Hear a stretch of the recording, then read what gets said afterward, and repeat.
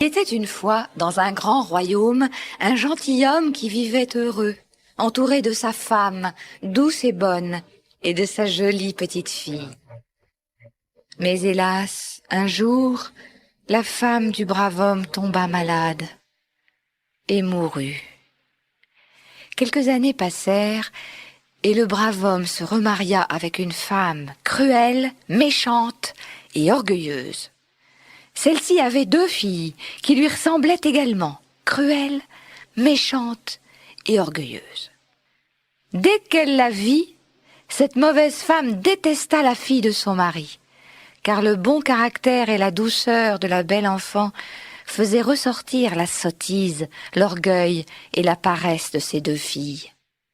Le lendemain de son mariage, la marâtre chargeait la pauvre enfant de toutes les corvées. C'était elle qui récurait les casseroles, nettoyait la vaisselle et lavait les sols. C'était elle qui frottait la chambre de sa belle-mère et de ses 2 demi-sœurs. Elle couchait tout en haut de la maison, dans un vieux grenier poussiéreux. Pour y parvenir, il fallait monter un petit escalier mal éclairé.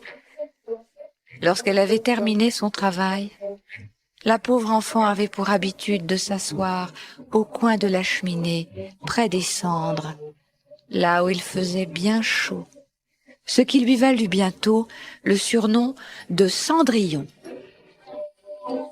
Elle excitait d'autant plus la méchanceté de ses sœurs que même avec ses haillons et ses cheveux mal coiffés, elle était 1000 fois plus belle que ces coquettes qui passaient leur journée à se regarder et à se coiffer. Cendrillon était bien malheureuse, mais elle était tellement courageuse que jamais elle ne se plaignait. Un beau jour, un messager du roi annonça que le prince allait donner un grand bal auquel toutes les jeunes filles du royaume étaient invitées. Pendant des semaines, les 2 sœurs de Cendrillon ne s'occupèrent que de la préparation de leur tenue, ce qui donna encore plus de travail à la pauvre enfant, qui ne cessait de coudre et de découdre, de repasser, de rétrécir et de rallonger des robes, des jupes et des gilets. « Moi, dit l'aînée, je mettrai ma robe de velours rouge au col d'argent. Moi, dit l'autre, je porterai mon manteau brodé d'or et ma couronne de diamants. » Les 2 sœurs exigèrent que Cendrillon soit présente à tous les essayages, car elle avait très bon goût. « Aimerais-tu aller au bal, Cendrillon ?» dit la plus jeune des sœurs. « Oh, je vous en prie, ne vous moquez pas de moi. Regardez mes cheveux et mes pauvres habits. »« Cendrillon a raison, » dit l'aînée à sa sœur. « Elle serait complètement ridicule et nous ferait honte. » N'importe qui aurait cherché à se venger de l'injure, mais Cendrillon, qui n'était pas rancunière, mit encore plus de soin à les parer. Enfin, le fameux soir arriva, et les 2 sœurs partirent au bal, vêtues de robes somptueusement brodées et étincelantes de pierreries. Cendrillon, depuis la fenêtre de son misérable grenier, les suivit du regard, le plus longtemps qu'elle put, et lorsque le carrosse fut hors de sa vue, elle se mit à pleurer. Depuis sa lointaine contrée, la marraine de Cendrillon, qui était une fée, entendit les pleurs de sa filleule. En l'espace d'un coup de baguette magique, elle se rendit dans le vieux grenier. « Que se passe-t-il, douce filleule ?» lui demanda-t-elle. « Oh, marraine, j'aimerais tellement aller au bal !» répondit Cendrillon en larmes. « Eh bien, tu iras à ce bal, et tu seras la plus belle. Va dans le jardin me chercher une citrouille. » Bien que fort surprise par cette demande, Cendrillon alla cueillir une grosse citrouille. D'un coup de baguette magique, la fée la transforma en un magnifique carrosse doré. « À présent, bel enfant, il me faut un rat et des souris. » Cendrillon rapporta de la souricière un gros rat et 6 jolies souris. D'un coup de baguette magique, la fée transforma les souris en 6 beaux chevaux d'un beau gris souris pommelé, et le gros rat en un élégant cocher. Retourne dans le jardin. Derrière l'arrosoir, tu trouveras 6 lézards aux belles couleurs. Rapporte-les-moi, dit la fée. Et lorsque Cendrillon revint, la fée, sa marraine, transforma les reptiles en laquais aux gestes habiles. « Te voilà paré pour aller à la fête, » dit la fée en contemplant fièrement l'attelage. Je ne voudrais pas abuser de ta gentillesse, chère marraine, mais habillée comme je le suis, j'ai l'air d'une pauvresse. « Où avais-je la tête ?» s'écria la bonne fée, et d'un coup de baguette magique, elle transforma Cendrillon en la plus ravissante des princesses. Sa vieille chemise trouée devint une robe de soie toute dorée. Il scintillait de 1000 feux. Ses cheveux se relevèrent en une élégante coiffure de boucles et de tresses enlacées. La fée donna ensuite à Cendrillon une paire de pantoufles de verre qui épousaient à merveille la forme de ses jolis petits pieds. Mais la fée, sa marraine, lui dit « Prends bien garde, Cendrillon. Il y a une chose que tu ne dois pas oublier. Il faut qu'avant le 12e coup de minuit, tu sois rentré du bal. Sinon, ton carrosse redeviendra citrouille, tes chevaux des souris, ton cocher un rat et tes laquais des lézards. Passé minuit, tes magnifiques habits redeviendront ceux que tu portais aujourd'hui, de tristes haillons. » Le cœur plein de reconnaissance, la belle Cendrillon promit à sa marraine de lui obéir et déclara qu'à minuit sonné, elle serait de retour. Puis, elle monta gracieusement dans son carrosse, qui disparut dans la nuit. Lorsque Cendrillon pénétra dans la salle de bal, il se fit un grand silence. Les violons se turent, les conversations s'arrêtèrent. Tous contemplaient, muets d'admiration, l'éblouissante beauté de cet inconnu. Le prince lui-même la pria de s'asseoir à la place d'honneur, mais il ne parvint pas à prononcer la moindre parole, tant il était charmé. Il l'invita à danser, et Cendrillon dansa avec tant de grâce qu'on l'admira encore davantage. Puis elle alla saluer fort poliment ses sœurs qui ne la reconnurent pas.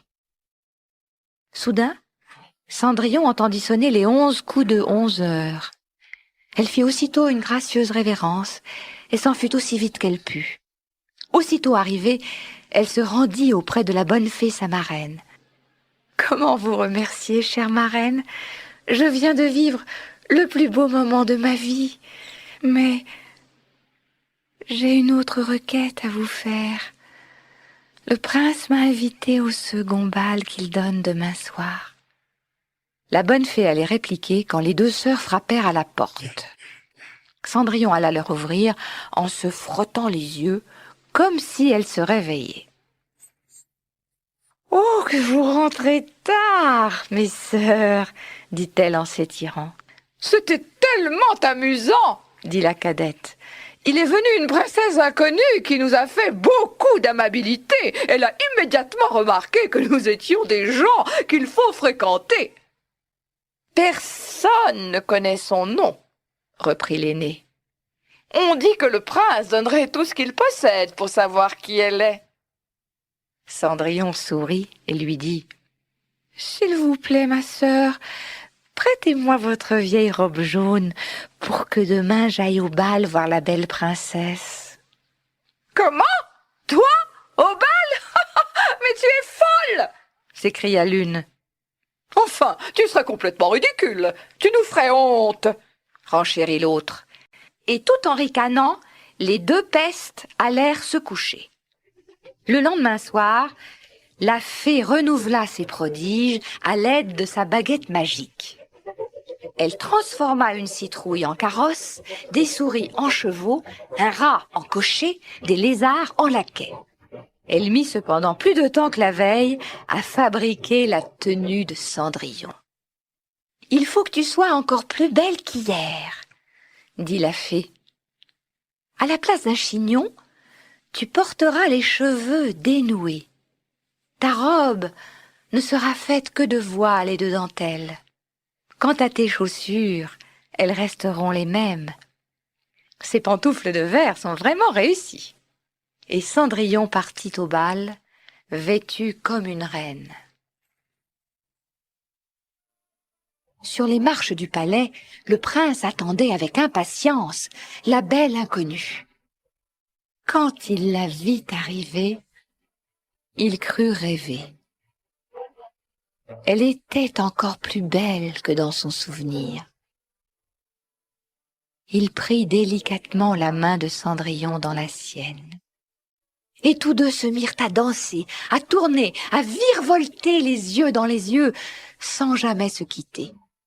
Cendrillon s'amusait tellement qu'elle n'entendit pas sonner 11 heures, ni même 11h30. Au dernier coup de minuit, affolée, elle s'arracha des bras du prince et s'enfuit aussi légèrement que l'aurait fait une biche. Elle courut aussi vite qu'elle put et, paniquée, dévala à toute allure le grand escalier du palais. Dans sa hâte, elle perdit une de ses pantoufles de verre, puis elle disparut dans la nuit. Le prince, qui essayait de la rattraper, retrouva le soulier sur l'une des marches. Il le ramassa délicatement, le porta à ses lèvres, puis ordonna à ses gardes de partir à la recherche de la belle inconnue. Mais elle avait bel et bien disparu. Cendrillon arriva bien essoufflé chez elle, sans carrosse, sans cocher, sans chevaux ni laquais, avec ses vieux habits tout usés. Il ne lui restait plus de cette magnifique soirée qu'une petite pantoufle de verre.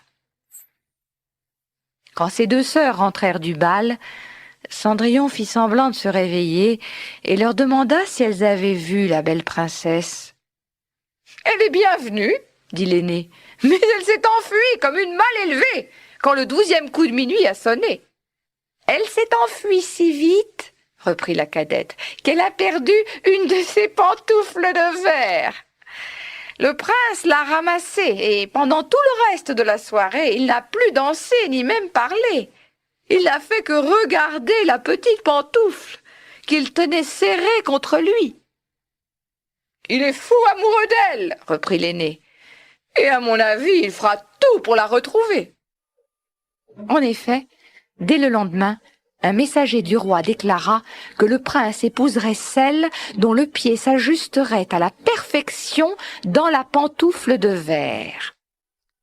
On commença à essayer le soulier aux princesses, puis aux duchesses, puis à toutes les femmes du royaume, mais aucune n'avait le pied assez fin. On l'apporta enfin chez les deux sœurs, qui essayèrent en vain d'enfiler la pantoufle. « À votre tour, mademoiselle, » dit le messager en se tournant vers Cendrillon. « Vous plaisantez » s'écrièrent les deux sœurs en éclatant d'un rire mauvais. Mais Cendrillon n'est qu'une souillon. J'ai ordre de faire essayer le soulier à toutes les femmes du royaume, répliqua le messager. Puis il s'agenouilla devant Cendrillon et lui présenta la pantoufle. La jeune fille y glissa le pied. Le soulier s'ajustait parfaitement. Cendrillon sortit alors de sa poche l'autre pantoufle et l'enfila devant ses sœurs, stupéfaites.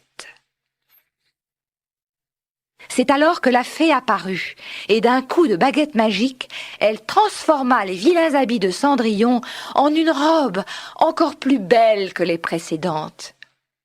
Alors les deux sœurs reconnurent la belle princesse qu'elles avaient vue au bal, et se jetèrent à ses genoux en lui demandant pardon.